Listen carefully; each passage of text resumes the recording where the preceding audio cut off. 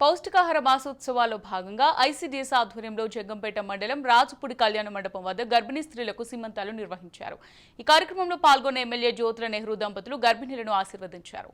సీమంతం అనేది హిందూ సాంప్రదాయాల్లో చాలా కీలకమైందని, తల్లులయ్యే గర్భిణీలకు ఎంతో సంతోషాన్ని కలిగిస్తుందని చెప్పారు. పౌష్టికాహారం తీసుకుంటే పుట్టబిడ్డ ఆరోగ్యంగా పుడుతుందని తెలిపారు.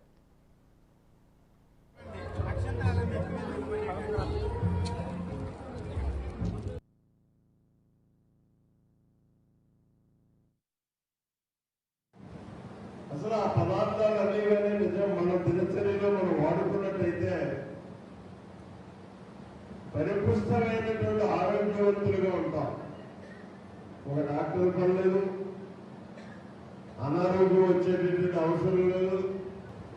ప్రత్యేకించి ఈ పౌష్టిక ఆహార మహోత్సవాలు నిర్వహించుకోవాల్సినటువంటి అవసరం లేదు.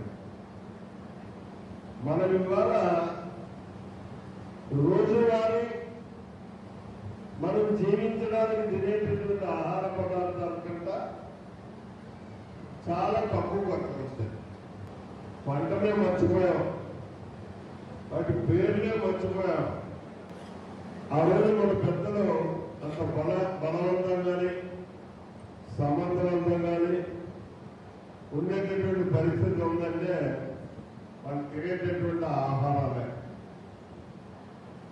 మళ్ళీ ఇవాళ పరిస్థితికి రావాలి. నేను ఒక నెల నుంచి మొదలుపెట్టాను ఆ ఆహార పదార్థాలు తినడం. చాలా హ్యాపీగా ఉంటుంది, ఎక్కడ ఇబ్బంది లేదు.